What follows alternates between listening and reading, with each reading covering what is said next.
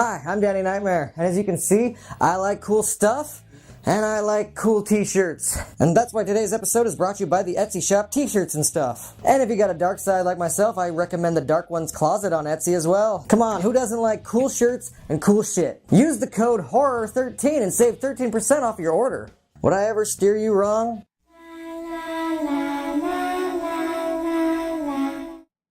Hi, I'm Danny Knightmare, and I'm a horror addict.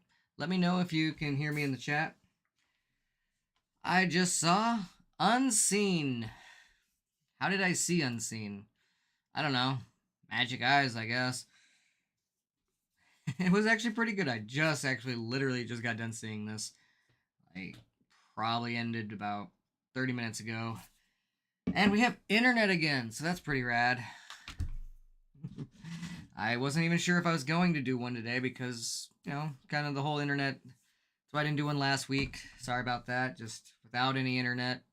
I didn't want to move around. We did the time capsule though for Gory's stream yesterday. Hello, man. How are you today? Gory, speaking. Thank you, letting me know the audio is good. She's in the chat. So yeah, I wasn't sure I was gonna do a movie, but hey, I had time to watch this real quick when I got back from the gym and while we were eating dinner. Yeah, I don't know how I saw it. It's Unseen. It's the John Cena of 2023 horror movies. Not to be confused with the Netflix Unseen series that's also came out this year. Rising Sun, what's up? How we doing? Rising Sun? Watching this on your new Alienware R12. Nice. That's probably fucking powerful. I've had an Alienware once a long time ago. Back when I used to game a lot more and play Counter-Strike and shit. Yeah, internet is so cool. I'm watching a kid and internet's pretty rad. So anyways, with the internet back up, I thought, you know what, I'll squeak out a movie review.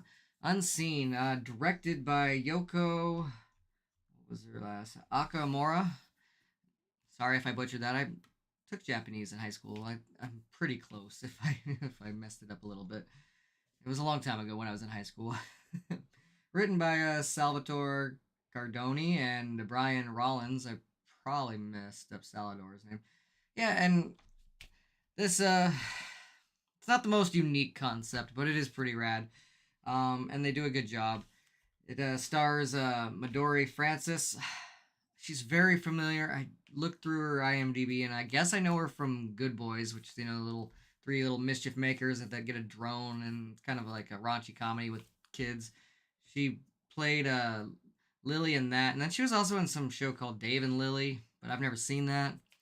I don't know. She's very familiar from whatever reason, but she does a great job in this. She is Emily, and the movie kind of just starts with her waking up. And, well, first of all, it starts with Sam, played by Jolene Purdy, who was in WandaVision. That's the only thing I know her from.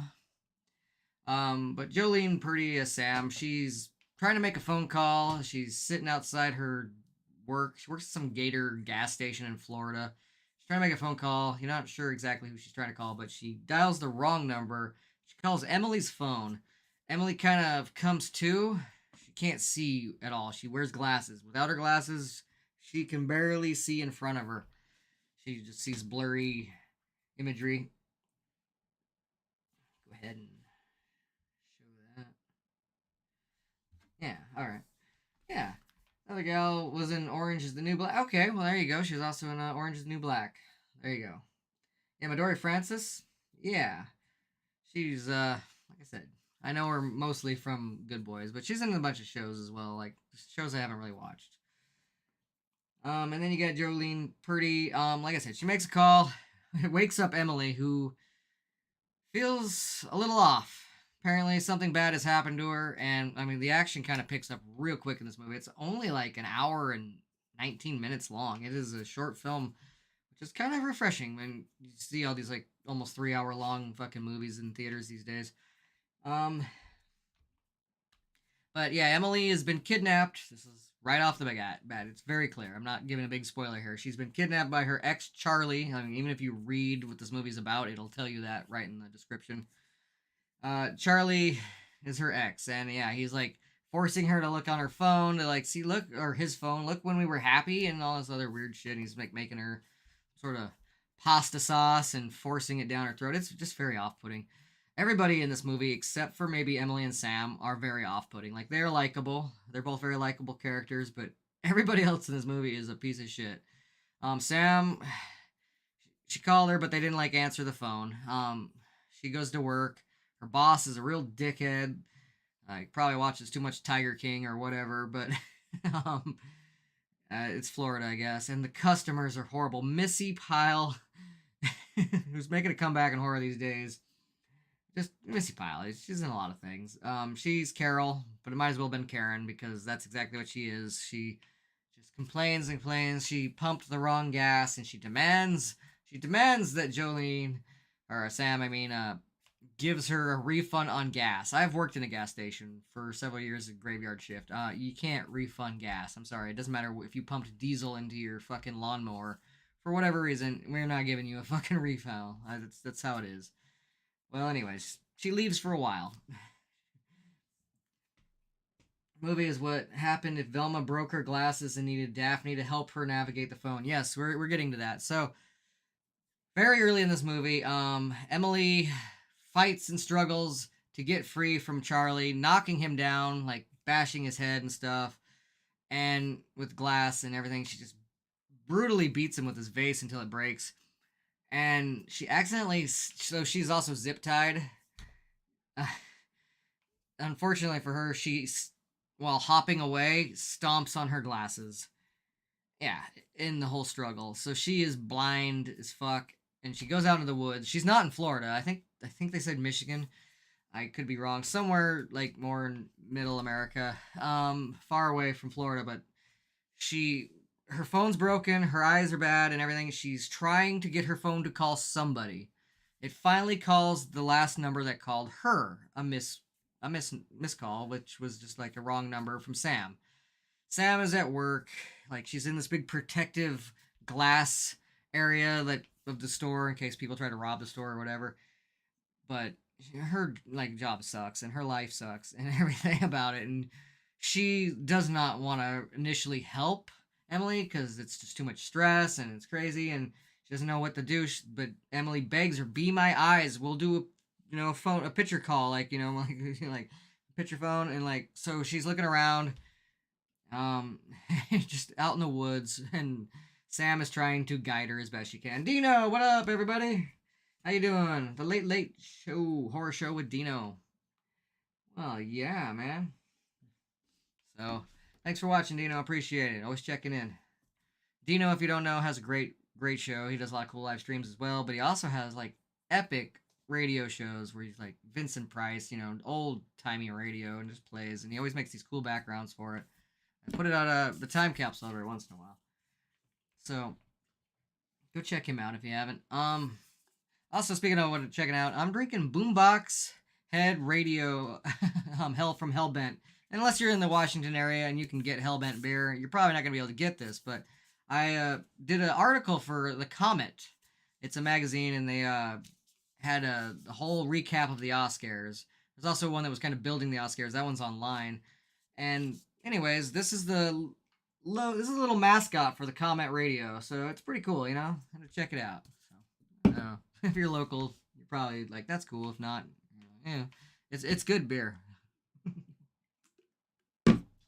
Anyways, back to the movie. Not to go off topic too much there. That's pretty much the premise of this whole movie, though. I don't want to spoil you anything what happens. There's some good violence in this movie.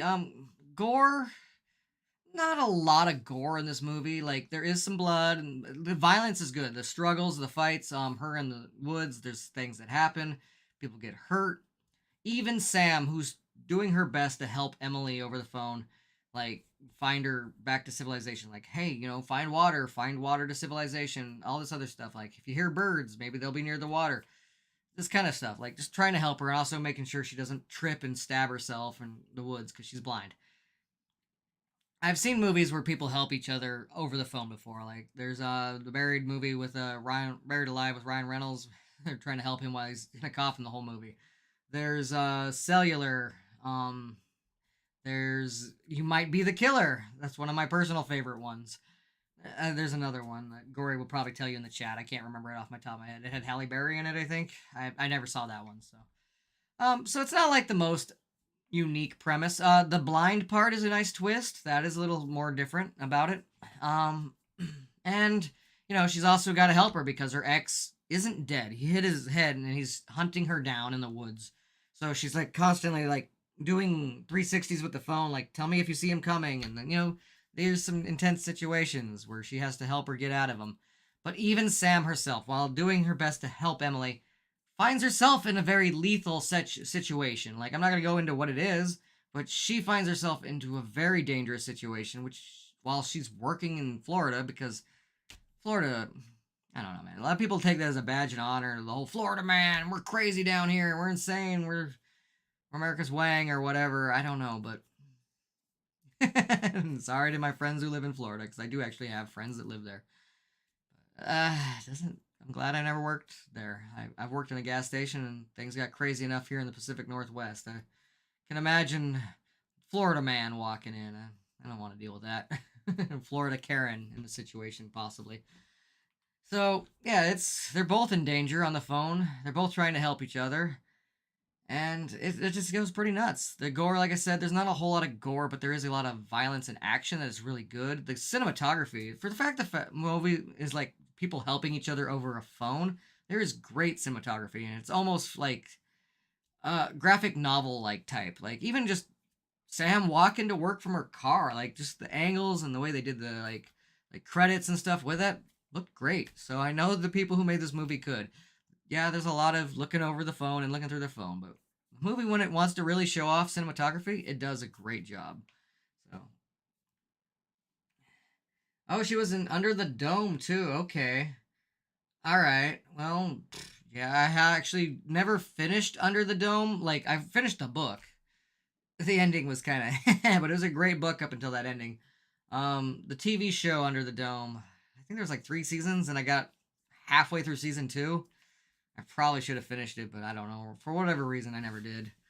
It wasn't nearly as good, but there you go. Apparently, they're in Under the Dome too.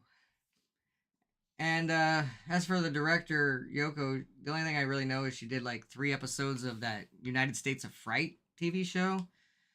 But as far as I know, I don't know. I haven't like deep dived into what she's done. It's the only thing I can say of that's horror related that I know of. Oh, and Jolene Purdy was also in Firefly Lane. All right, there we go. I watched that show too. Yeah, they both Jolene and Midori Francis are very familiar to me. Like, I wasn't able to quite place where they were, but I'm like, I know her, and I know her, and of course I know Missy Pyle. I mean, come on, Missy Pyle. She's in all kinds of crazy shit, and she. As much as I like Missy Pyle in this movie, I don't like her at all. But that's because she's not supposed to be likable. She is very good at being hated. Yes, lots of creative cameras and close-ups, and the film is very intense. Pacing's tight.